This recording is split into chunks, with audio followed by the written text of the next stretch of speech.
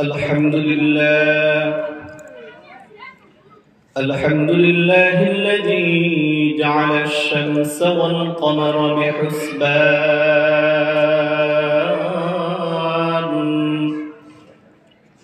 والنجم والشجر يسجدان وفضل زمانا على زمان كما فضل مكانا على مكان وإنسانا على إنسان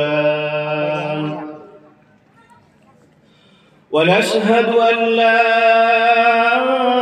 إله إلا الله وحده لا شريك له لا ضد له ولا ند له ولا مثل له ونشهد أن سيدنا وسندنا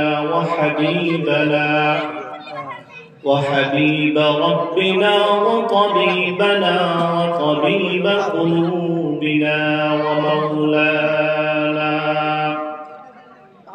ومولانا محمدا عبده ورسوله صلى الله تعالى عليه وعلى آله وأصحابه وبارك وسلم تسليما كثيرا الذي يرسله الله تعالى بالحق بشيرا ونذيرا وداعيا إلى الله بإذنه وسراجا منيرا أما بعد فأعوذ بالله من الشيطان الرجيم بسم الله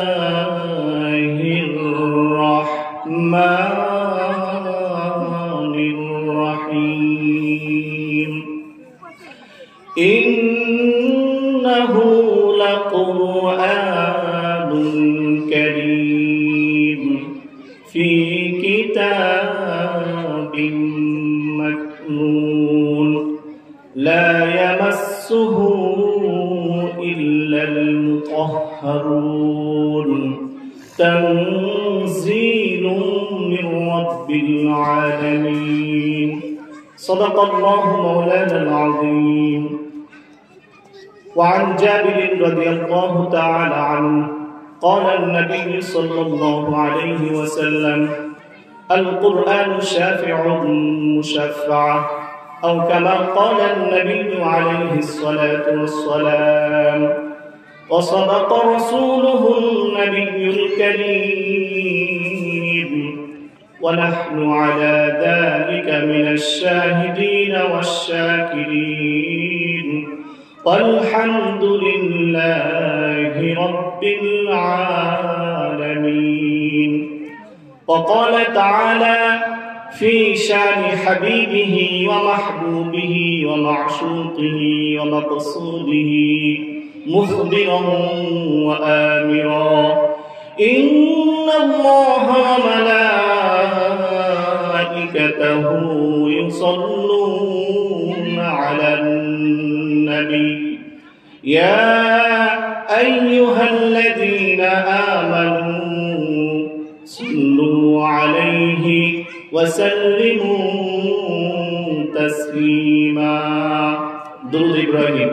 اللهم صل على محمد وعلى آل محمد كما صليت على إبراهيم وعلى آل إبراهيم إنك إنك حميد مجيد اللهم بارك على محمد وعلى آل محمد كما باركت على إبراهيم وعلى آل إبراهيم إنك حميد مجيد অধ্যকার ঐতিহ্যবাহী মনোহরপুর কেন্দ্রীয় জামে মসজিদ ও কবরস্থানের উন্নতি কল্পে ৬৪তম অধিবেশনের সম্মানিত সভাপতি, সহসভাপতি, প্রধান অতিথি, বিশেষ অতিথিবৃন্দ, মুআজ্জাজ মুকাররম হযরত উলামায়ে কেরাম, দূর দূরান্ত থেকে আগত আল্লাহ পাকের আশিকিন, শাকিরিন, যাকিরিন, মুহিব্বিন, মুরাব্বিয়ান আওয়াম, আমার কলিজার টুকরা সমবয়সী যুবক বন্ধুগণ, স্নেহের ছোট ভাই, পর্দার অন্তরালে অবস্থানরত শ্রদ্ধা সম্মানিতা মা ও বোনেরা, লক্ষ কোটি শুকর ও সুজুদ দয়াময় মহান আল্লাহ রব্বুল আলামিনের জন্য, যে মহান রব্বুল আলামিন আমাদেরকে সর্বযুগের সর্বশ্রেষ্ঠ উম্মত হিসেবে এই পৃথিবীতে প্রেরণ করেছেন।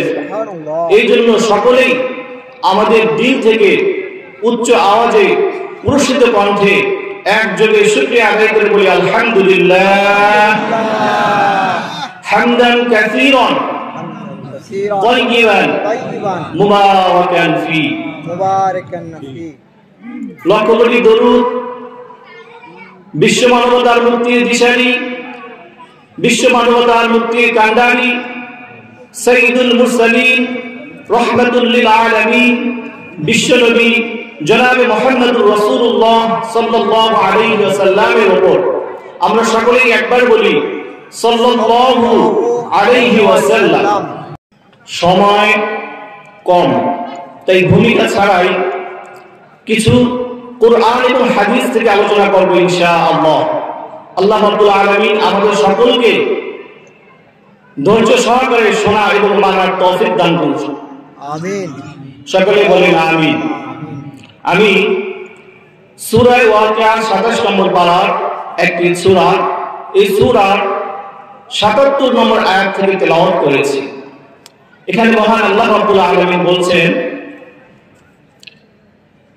মহান আল্লাহ রাব্বুল আলামিন এই পৃথিবীতে তার নবী এবং রাসূলদের উপরে যতগুলো আসমানী কিতাব, ঐশী গ্রন্থ নাযিল করেছেন, তার মধ্যে সর্বশ্রেষ্ঠ ঐশী গ্রন্থ হলো আল কুরআন। বলেন কি? আল কুরআন। এই পৃথিবীতে যত বই মানুষের লিখিত আকারে আছে এবং আল্লাহ রাব্বুল আলামিনের পক্ষ থেকে যেই বই, যেই কিতাব নাযিল করা হয়েছে, সবগুলোর মধ্যে সর্বশ্রেষ্ঠ বইটার নাম হলো আল কুরআন। এই কুরআন সম্পর্কে মহান আল্লাহ রাব্বুল আলামিন সূরা ওয়াকিয়ার ৭৭ নম্বর আয়াতে বলছেন, ইন্নাহু লাকুরআনুন কারীম ফি কিতাবিম মাকনুন। এই কুরআন হলো সম্মানিত একটি কিতাব। কুরআনটা হলো সম্মানিত একটি কিতাব, ফি কিতাবিম মাকনুন, যেটি গোপন একটি কিতাবে লিপিবদ্ধ রয়েছে। লা ইয়ামাসসুহু ইল্লাল মুতাহহারুন, পবিত্রতা অর্জন করা ছাড়া এই পবিত্র গ্রন্থ স্পর্শ করা যায় না, ধরা যায় না। বলেন সুবহানাল্লাহ। এই কোরআনের কয়েকটি কথা কোরআন থেকেই আপনাদেরকে আমি শোনাই। আল্লাহ রাব্বুল আলামিন তিনি বলছেন, তিনার পক্ষ থেকেই এই কোরআন নাজিল হয়েছে। তানজিলুম মির রাব্বিল আলামিন। এই কোরআন হলো বিশ্বজগতের প্রতিপালক আল্লাহ রাব্বুল আলামিনের পক্ষ থেকে নাজিল হয়েছে। বলেন সুবহানাল্লাহ। কিভাবে নাজিল হয়েছে? ২ নাম্বার, আল্লাহ রাব্বুল আলামিন বলেন নাযালা বিহির রূহুল আমিন। রূহুল আমিন একজন ফেরেশতা, অর্থাৎ হযরত জিবরাইল আলাইহিস সালাতু ওয়াস সালাম এই পৃথিবীতে এই কোরআন নিয়ে এসেছে। আলা কলবিকা লিতাকুনা মিনাল মুনদিরিন। 3 নম্বর, আল্লাহ রাব্বুল আলামিন বলছেন যে হযরত জিবরাইল আলাইহিস সালাতু ওয়াস সালামের মাধ্যমে এই কোরআন নাযিল করে আমি আল্লাহ রাব্বুল আলামিন আপনার সিনার মধ্যে রেখে দিয়েছি, লিতাকুনা মিনাল মুনদিরিন, যাতে আপনি মানুষদের জন্য ভীতি প্রদর্শনকারী হতে পারেন। বলেন সুবহানাল্লাহ। বিলিসানিন আরাবিয়্যিম মুবিন। আর এই কিতাব আমি সুস্পষ্ট বিশুদ্ধ আরবি ভাষায় নাযিল করেছি। বলেন সুবহানাল্লাহ। তাহলে এই কোরআনটা কি ভাষায় এসেছে? আরবি ভাষায় এসেছে। সূরা যুখরুফের 3 নম্বর আয়াতে মহান আল্লাহ রাব্বুল আলামিন বলেন, ইন্না আনজালনাহু কুরআনান আরাবিয়্যা, আমি এই কোরআনকে নাযিল করেছি আরবি ভাষায়। 5 নম্বর, কোরআনের সামনে থেকে, কোরআনের পিছন থেকে কোন ব্যক্তি বা কোন বাতিল এই কোরআনের মধ্যে অনুপ্রবেশ করতে পারবে না। সুবহানাল্লাহ। আল্লাহ বলেন, লা ইয়াতিহিল বাতিলু মিন বাইনি ইয়াদাইহি ওয়ালা মিন খালফি তানজিলুম মির রাব্বিল আলামিন। কোরআনের সামনে থেকে অথবা পিছনে থেকে কোন বাতিল এই কোরআনের মধ্যে অনুপ্রবেশ করতে পারবে না। আল্লাহ রাব্বুল আলামিন সেটাকে প্রতিহত করে দিবেন। তাহলে আমরা কোরআন থেকে জানলাম এই কোরআনের মধ্যে কোন বাতিল প্রবেশ করতে পারবে না। 6 নম্বর, কোরআনের বিপক্ষে কোন দলিল, কোন প্রমাণ যদি কেউ পেশ করে তাহলে সেই দলিল কোরআনের কাছে এসে টিকতে পারে না। কোরআনের ব্যাপারে কোরআন বলছে, আমি প্রথমেই বলেছি কোরআনের ব্যাপারে কোরআন থেকে কয়েকটি কথা শোনাবো। তো 6 নম্বর, কোরআনের ব্যাপারে কি বলছে? কেউ যদি কোন প্রমাণ, কোন দলিল কোরআনের বিরুদ্ধে নিয়ে আসে তাহলে সেই কোরআনের সামনে এসে সেই দলিল বা প্রমাণ টিকতে পারে না। কে বলছেন? আল্লাহ রাব্বুল আলামিন বলছেন, ওয়ালা ইয়াতুনাকা বিমাসালিন ইল্লা জিনাকা বিল হাক্কি ওয়া আহসানা তাফসীরা। কেউ যদি কোরআনের বিপক্ষে কোন দলিল, কোন প্রমাণ নিয়ে আসে, আল্লাহ রাব্বুল আলামিন বলেন তার চাইতে আরো উত্তম, আরো ভালো, সঠিক একটি প্রমাণ নিয়ে এসেন তাদের সেই দলিলকে আমি আল্লাহ রাব্বুল আলামিন ধূলিসাৎ করে দেই। বাল নাকযিবু বিল হাক্কি আলাল বাতিল ফায়াদমাগুহু ফাইদা হুয়া যাহিক। আল্লাহ রাব্বুল আলামিন সূরা আম্বিয়ার মধ্যে বলছেন, শুধু তাই না, কোন বাতিল যদি আসে আমি আল্লাহ রাব্বুল আলামিন ওই বাতিলের উপরে হককে অর্পণ করে দেই, হক সেই বাতিলের উপরে এসে সেই বাতিলকে চূর্ণ বিচূর্ণ করে দেয়। বলেন সুবহানাল্লাহ। 7 নাম্বার, কোরআন হলো আলো, কোরআন হলো নূর। কোরআন কি? নূর। নূর। আল্লাহ রাব্বুল আলামিন বলেন, ওয়ালাকিন জাআলনাহু নূরা, আমি আল্লাহ রাব্বুল আলামিন এই কোরআনকে নূর হিসেবে পাঠিয়েছি। এই কোরআন হলো নূর, এই কোরআন হলো আলো। নাহদি বিহি মান নাশাউ মিন ইবাদিনা, আমি আল্লাহ আমার বান্দাদের মধ্য থেকে যাকে ইচ্ছা এই কোরআনের মাধ্যমে সঠিক পথ প্রদর্শন করি। তাহলে আমরা জানতে পারলাম যে আল্লাহ রাব্বুল আলামিন এই কোরআনের মাধ্যমে মানুষকে সঠিক পথ প্রদর্শন করেন। এই কোরআন হলো একটি আলো, এই কোরআন হলো একটি নূর। বলেন সুবহানাল্লাহ। এই কোরআন হলো শিফা, এই কোরআন হলো হেদায়েত, এই কোরআন হলো রহমত। কি বলেন? কোরআন শিফা, কোরআন হেদায়েত, কোরআন রহমত। মহান আল্লাহ রাব্বুল আলামিন পবিত্র কোরআনুল কারীমের মধ্যে ইরশাদ করেছেন, ইয়া আইয়ুহান নাসু ক্বাদ জাআতকুম মাউইযা লাকাদ জাআতকুম মাউইযাতুম মির রাব্বিকুম। হে দুনিয়ার মানুষ সকল, তোমরা জেনে রাখো তোমাদের রবের পক্ষ থেকে কোরআন তোমাদের জন্য উপদেশ হিসেবে এসেছে। ওয়াশিফাউল লিমা ফিস সুদূর, আর এই কোরআনের মধ্যে মানুষদের জন্য রয়েছে শিফা। যদি কোনো ব্যক্তির মধ্যে কোনো রোগ থাকে, অহংকারের রোগ, হিংসার রোগ, মানুষের শত্রুতার রোগ, বিভিন্ন রোগ ব্যাধি থাকে, এই কোরআন হলো তার জন্য আরোগ্য, শিফা। আর কি? এই কোরআন হলো রহমত, রাহমাতুল লিল মুমিনিন। আর এই কোরআন হলো মুমিনদের জন্য, ঈমানদারদের জন্য রহমত। যদি কোনো ব্যক্তি, যদি কোনো পরিবারের মধ্যে নিয়মিত কোরআনের তেলাওয়াত হয়, আল্লাহ রাব্বুল আলামিন ওই পরিবারের মধ্যে ওই ব্যক্তির উপরে রহমত নাজিল করতে থাকেন। তাহলে আমরা কোরআন থেকে জানলাম কোরআন হলো শিফা, কোরআন হলো হেদায়েত, কোরআন হলো রহমত।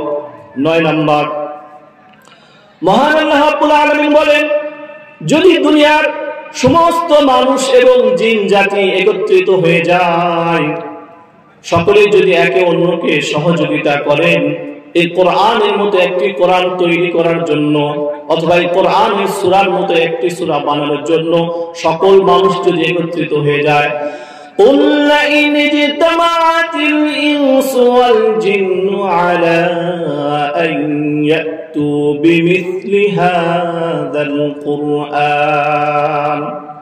আল্লাহ বলেন, হে নবী আপনি বলে দেন, দুনিয়ার সমস্ত মানুষ এবং জিন জাতি যদি একত্রিত হয়ে এই কোরআনের বিরুদ্ধে একত্রিত হয়ে যায় একটি সূরা বানানোর জন্য, তাহলে সকল জিন এবং মানুষ মিলেও এই কোরআনের মতো কোনো একটি সূরা বা আয়াত তৈরি করতে পারবে না। লা ইয়াতুনা বিমিসলিহি শাই, এই কোরআনের মতো কোনো কিছু বানাতে পারবে না। ওয়ালাউ কানা বা'দুহুম লিবা'দিন যাহিরা, যদিও তারা একে অন্যকে সহযোগিতা করে তবুও তারা এই কোরআনের মতো একটি সূরা তৈরি করতে পারবে না।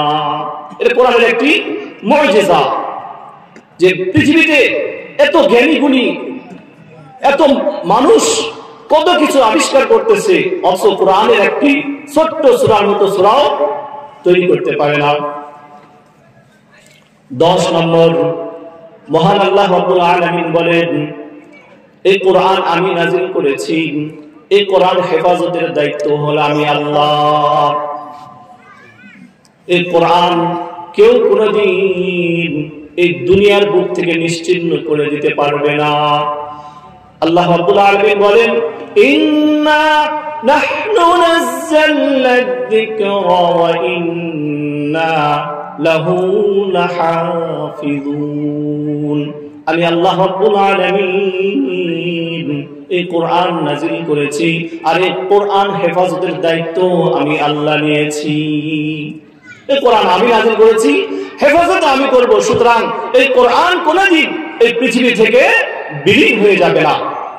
যদি পৃথিবীর সমস্ত কোরআনের কপিগুলোকে জ্বালিয়ে পুড়িয়ে শেষ করে দেওয়া হয়, তবু একজন কোরআনের হাফেজকে দাঁড় করায় দেন, সে সূরা ফাতিহা আলহামদু থেকে সূরা নাস মিনাল জিন্নাতি ওয়ান নাস পর্যন্ত শুনিয়ে দিবে।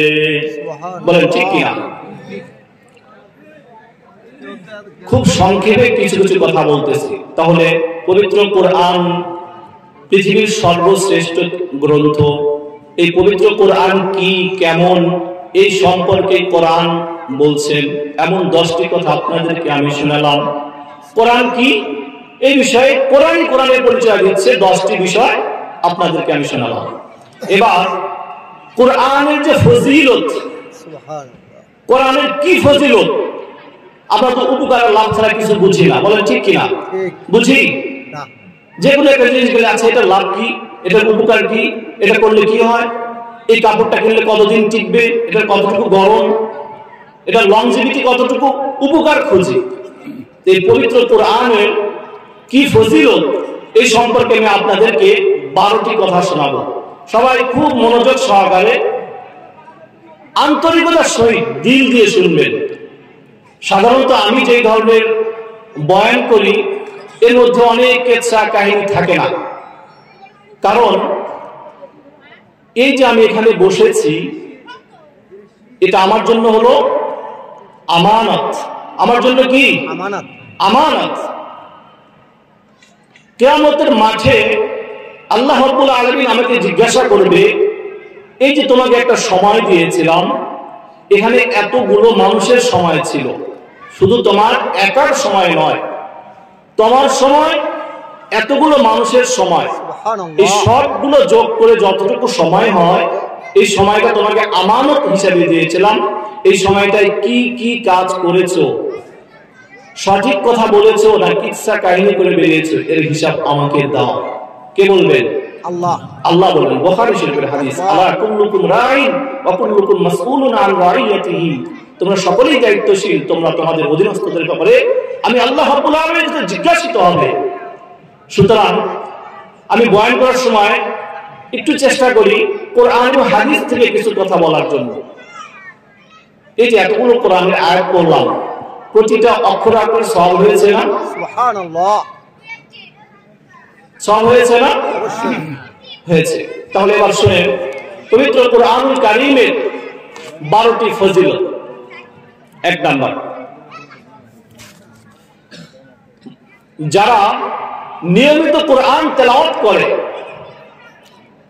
প্রতিনিয়ত কোরআন তেলাওয়াত করে, আল্লাহ রাব্বুল আলামিন তাদেরকে পরিপূর্ণ প্রতিদান দান করে। বলেন সুবহানাল্লাহ।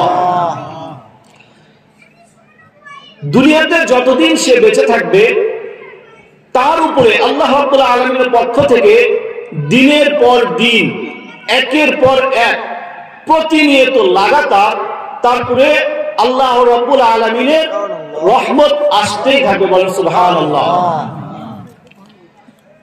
সূরা ফাতিরের 29 এবং 30 নম্বর আয়াতে মহান আল্লাহ রাব্বুল আলামিন বলছেন, ইন্নাল্লাযীনা ইয়াতলুনা কিতাবাল্লাহ, নিশ্চয়ই যারা মহান আল্লাহ রাব্বুল আলামিনের কিতাব পবিত্র কোরআন তেলাওয়াত করে, ওয়া আকামুস সালাত, এবং নামাজ আদায় করে, ওয়া আনফাকু মিম্মা রাযাকনাহুম, এবং আমি তাদেরকে যেই রিজিক দিয়েছি, যেই সম্পদ দিয়েছি সেখান থেকে তারা ব্যয় করে, সিররান ওয়া আলানিয়া, গোপনে বা প্রকাশ্যে দান করে। তাহলে যারা কোরআন তেলাওয়াত করে, সালাত কায়েম করে, এবং আমি আল্লাহ তাদেরকে যে সম্পদ দিয়েছি সেই সম্পদ গোপনে বা প্রকাশ্যে আমার রাস্তায় ব্যয় করে,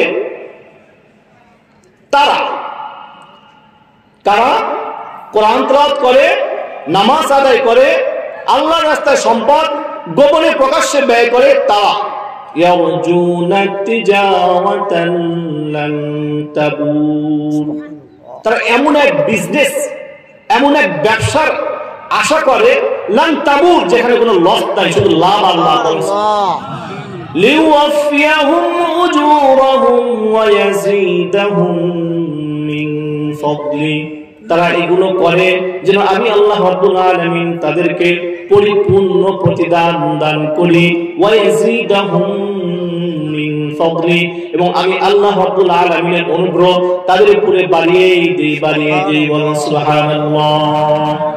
সুতরাং যারা নিয়মিত কোরআন তেলাওয়াত করবে আল্লাহ রাব্বুল আলামিন তাদেরকে দুনিয়ার জীবনে একের পর এক পরিপূর্ণ প্রতিদান দান করতে থাকবে। দুনিয়ার জীবনে পাবে, কবরের জীবনে পাবে, হাসরের জীবনে সে পাবে, পরিশেষে তার ঠিকানা হবে জান্নাত। পরিশেষে তার ঠিকানা হবে জান্নাত। কোরআনের মাধ্যমে মহান আল্লাহ রাব্বুল আলামিন মানুষের মর্যাদা বাড়িয়ে দেয়। 1 নম্বর কি বলেছি? তার উপরে আল্লাহ রাব্বুল আলামিনের পক্ষ থেকে একের পর এক রহমত আসতেই থাকবে যারা নিয়মিত কোরআন তেলাওয়াত করবে। 2 নম্বর, কোরআনের মাধ্যমে আল্লাহ রাব্বুল আলামিন মানুষের মর্যাদা বাড়িয়ে দেন। ইবনে মাজাহ শরীফের 218 নম্বর হাদিসের বর্ণনা, দুজাহানের খলিফা আমিরুল মুমিনিন হযরত ওমর ফারুক রাদিয়াল্লাহু তাআলা আনহু তিনি একজন সাহাবীকে মক্কার গভর্নর নিযুক্ত করলেন, যার পুরো নাম ছিল নাফি ইবনে আব্দুল হারিস। লাকিয়াহু ওমর বিউসফান, হযরত ওমর ফারুক রাদিয়াল্লাহু তাআলা আনহু, উসফান একটা জায়গার নাম, এই জায়গাতে ওই গভর্নরের সাথে সাক্ষাৎ করলেন, তার সাথে তার সাক্ষাৎ হয়ে গেল। ফাকালা ওমর মান ইসতাখলাফতা আলা আহলিল ওয়াদি, মক্কার গ্রাম্য এলাকায় তুমি কাকে, মক্কার গ্রাম্য এলাকার মধ্যে তুমি কাকে শাসক নিযুক্ত করেছো? কে প্রশ্ন করলেন? হযরতে ওমর। তখন নাফি জবাব দিলেন ইবনা আবজা, যাকে নিযুক্ত করে তার নাম হলো আবজা। ফাকাল ওমর মান আবজা, আবজা আবার কে? তখন তিনি বললেন আমিরুল মুমিনিন হুয়া মিন মাওয়ালিনা, সে হলো আমাদের মুক্ত একজন দাস, যে আগে আমাদের গোলাম ছিল, আমরা তাকে আজাদ করে দিয়েছি। হযরত ওমর ফারুক রাদিয়াল্লাহু তাআলা আনহু বললেন ফাস্তাখলাফতা আলাইহিম মাওলা, একজন গোলাম, একজন এই কৃতদাসকে কিভাবে তুমি শাসক নিযুক্ত করতে পারো? কিভাবে একজন গোলামকে শাসক বানাইলে? নাফি জবাব দিলেন আমিরুল মুমিনিন, ছেলেটা গোলাম হলেও তার ভিতরে এমন 3টি গুণ রয়েছে, যে 3টি গুণের কারণে আমি তাকে মক্কার গ্রাম্য এলাকায় শাসক নিযুক্ত করেছি। কয়টি গুণ? 3টি গুণ। বলতেছিলাম কোরআন মানুষের মর্যাদা বাড়িয়ে দেয়। 1 নাম্বার, ইন্নাহু লাকারিউম মিল কিতাব, এই ব্যক্তি, এই আমাদের মুক্তকৃত দাস, সে কোরআনুল কারীমের ব্যাপারে অধিক অভিজ্ঞ ব্যক্তি। আলিমুম বিল ফারায়েজ, ইলমুল ফারায়েজ, ফরজ শাস্ত্র সম্পর্কে সে খুব বেশি জানে, অর্থাৎ মিরাস, এটা আমাদের সম্পদ যে কিভাবে বন্টিত হবে, এই বিষয়টা তার মধ্যে আছে। 3 নাম্বার ওয়াকাজিন, তিনি খুব ভালো বিচারক। তাহলে 1 নাম্বার হলো এই ব্যক্তি কোরআনের খুব অভিজ্ঞ ব্যক্তি, কোরআন সম্পর্কে খুব ভালো জানে। 2 নম্বর ইলমুল ফারায়েজ সম্পর্কে জানে। 3 নম্বর সে ভালো বিচারও করতে পারে। এই 3টি গুণ থাকার কারণে আমি তাকে মক্কার গ্রাম্য এলাকার শাসক নিযুক্ত করেছি। ক্বালা ওমর, হযরত ওমর বললেন ইন্না নাবিয়্যাকুম সাল্লাল্লাহু আলাইহি ওয়াসাল্লাম ক্বাল ইন্নাল্লাহা ইয়ারফাউ বিহাযাল কিতাব আকওয়ামান ওয়া ইয়াযউ বিহি আখারিন।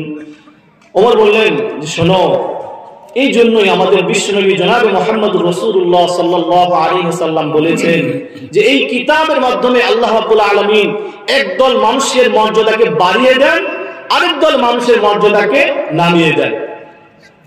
এর দ্বারা হযরত ওমর বুঝাইতে চাইলেন ইবনে আবজা একজন গোলাম হয়েও শুধুমাত্র এই কোরআনের কারণে তার মর্যাদা আজকে এত বেশি হয়ে গিয়েছে যে গোলাম হওয়ার পরও সে আজ শাসক নিযুক্ত হয়েছে। সুবহানাল্লাহ। এই হাদিস থেকে বোঝা যায় যে যারা শাসক হবে, নেতা হবে, এরা কোরআনওয়ালা লোক হওয়া উচিত।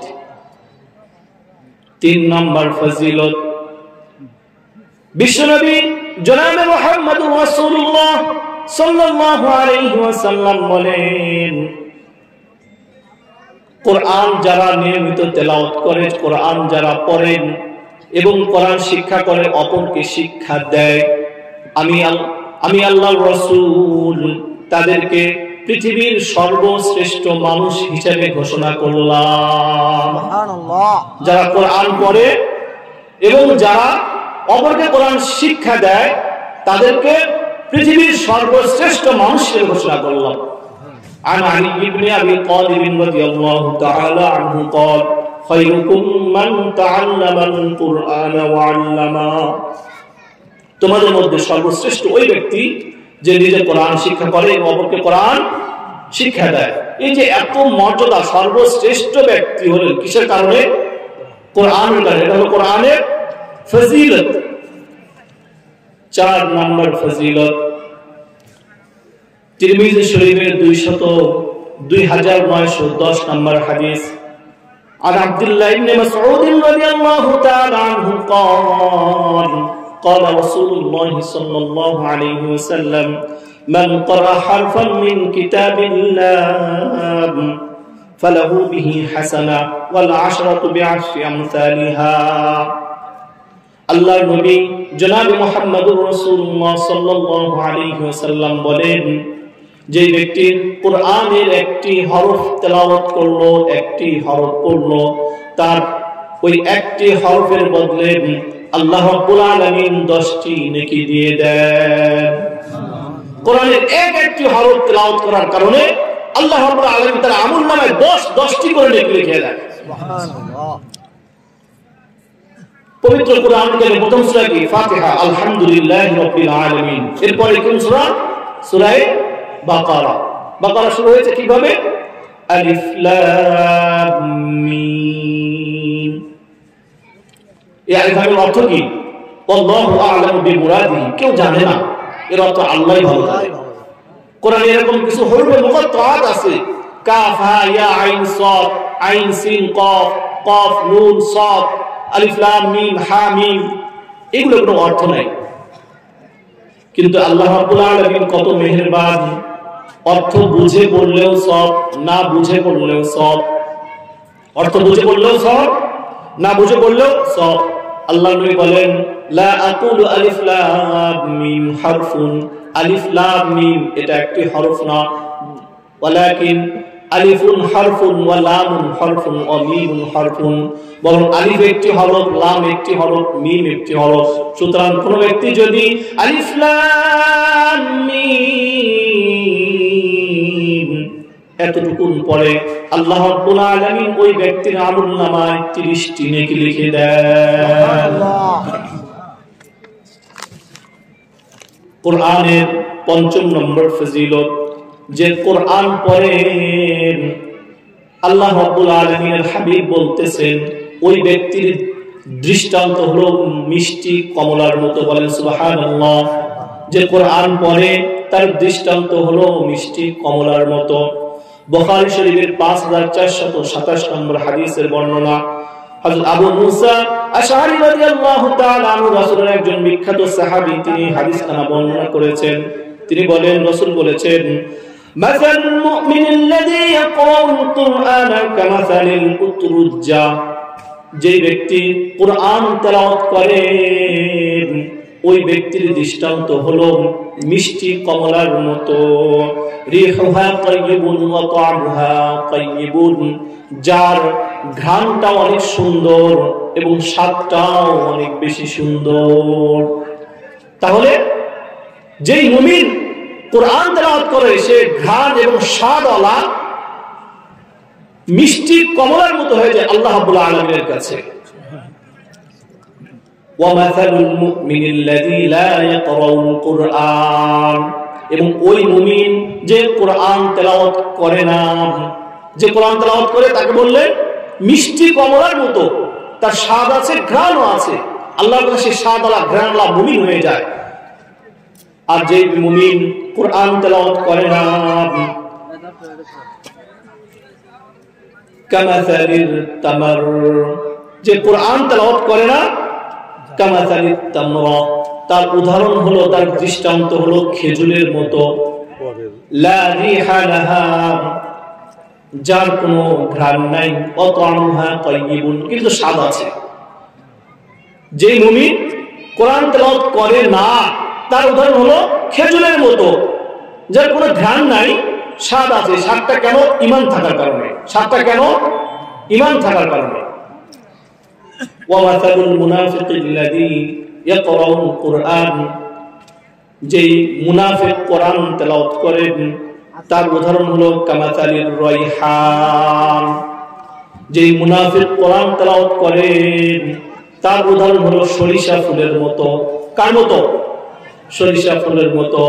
রিহুহা তাইয়িবুন ওয়া তা'মুহা মুররুন, যার ঘ্রাণ আছে কিন্তু স্বাদটা তিতা তিক্ত। যে মুনাফিক হওয়ার পরে কোরআন তেলাওয়াত করে, তাহলে তার উদাহরণ হলো সরিষা ফুলের মতো, যার ঘ্রাণ আছে কিন্তু স্বাদটা বড় তিতা। وَمَثَلُ الْمُنَافِقِ الَّذِي لَا يَقْرَأُ الْقُرْآنَ كَمَثَلِ الْحَنْظَلَةِ, যে মুনাফিক কোরআন তেলাওয়াত করে না, তার উদাহরণ হলো মাকাল ফলের মতো, লা রিহা লাহা, যার কোনো ঘ্রাণ নাই, ওয়া তা'মুহা মুররুন, এর স্বাদটাও তিতা। স্বাদ তিতা, ঘ্রাণ নাই। সুতরাং আমরাও যদি মিষ্টি কমলার মতো ইমানদার মুমিন হতে চাই, তাহলে আমাদেরকে নিয়মিত কোরআন তেলাওয়াতকারী হতে হবে। 5 নাম্বার ফজিলত, মুসলিম শরীফের 1744 নং হাদিস। যদি আপনারা পারেন গভীর রাতে, রাত্রি 2টা 3টা বাজে একা উঠে যাবেন, উঠে বসে বসে কোরআন তেলাওয়াত করবেন। কেউ শুনে না আপনার কোরআন তেলাওয়াত, ওই সময় আল্লাহর ফেরেশতারা এবং আল্লাহ রাব্বুল আলামিন স্বয়ং নিজে মনোযোগ সহকারে আপনার তেলাওয়াত শুনে। গভীর রাতে যখন কেউ নাই, কেউ শুনে না, তখন উঠে ওযু করে কোরআন তেলাওয়াত করতে লেগে যাবে। রাসূল করিম সাল্লাল্লাহু আলাইহি ওয়াসাল্লামের একজন সাহাবী, খুব মজার হাদিস, উসাইদ ইবনে হুযাইর রাদিয়াল্লাহু তাআলা আনহু, তিনি বলেন, আমি একবার রাত্রিবেলা উঠে কোরআন তেলাওয়াত শুরু করে দিলাম ঘোড়ার আস্তাবলের মধ্যে, যেখানে ঘোড়া রাখা আছে।